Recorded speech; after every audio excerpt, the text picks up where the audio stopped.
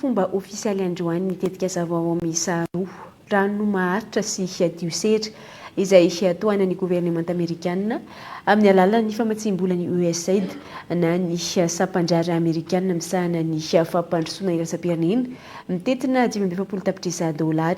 Tanjona amin'izany ny anovany rafitry ny rano fidiovana sy fahadiovana eto Madagasikara. Tsy aro rasoary velo. Araka ny antontany isa farany, 500 mponina eto Madagasikara no tsy misitraka rano fisotro madio ary mihoatra ny 100 no tsy misitraka tolotra mikasika ny fanadiovana. Izany hoe ny 370 mponina ihany no mahazo loharanon-drano no hatsaraina ary ny 70 no mampiasa fitaovana fanadiovana fototra. Manoloana izany, mitondra ny anjara birikiny ny sapandrara amerikanina misahana ny fampandrosoana iraisam-pirenena na ny USAID amin'ny alalan'ny famatsim-bola amina tetika saroa rano maharitra sy diosera mitetina $530 sy $10 tapitrisa avy. Raha ny fanazavana, faritra 7 no isitraka ny tetika sarano maharitra.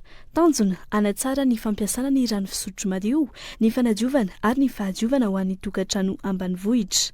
Mikendry ny ampitombo ny fisitrahan'ny tokantrano, tolotra mora sy manaram-penitra amin'ny lafiny fanadiovana eny an-tanàn-dehibe ny tetika sa diosera. Isitraka izany i Mahajanga, Toamasina ary Fianarantsoa. A healthy population. Le gouvernement américain dia anoianona ny ezaka ataon'ny Madagasikara amin'ny fanatsarana ny fahasalamana.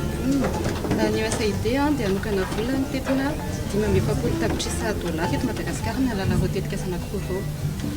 Ireo tetikasan'ny USAID ireo dia mampiseho ny fiantraikany fomba fiaraha-miasa misokatra eo amin'ny fiarahamonina.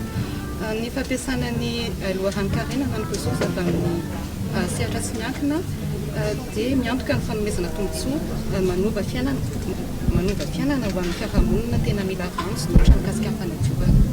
Misy fiantraikany eo amin'ny fahasalamana ny tsy fitandrona ny fahadiovana sy ny fahalotonin-drano. Zava-dehibe ny fisian'ny tetika toy izao ka ilaina ny fitantanana mangarahara ireo vola novatsiana azona vokatra maharitra sy aingana hoy ny ben'ny tanàna ny renivohitra Toamasina.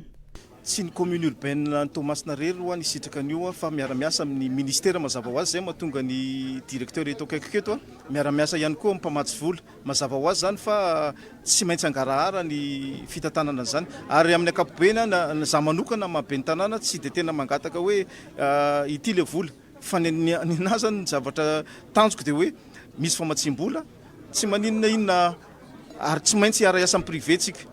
Tsy maintsy misy 3P satria amprisina ihany koa zany ireo mpampiasa vola ataontsika hoe ireo olon-tsotra entrepreneur mba afaka mampiasa vola ao anatiny zany resaka andresantsika zany dia amiko zany tsy maintsy mangarahara ho azy io satria miara-miasa tanteraka mpamatsy volontsika miara-miasa ministera ny commune mazava ho azy setra maro zany ny ao anatiny io dia mazava ho azy mangarahara.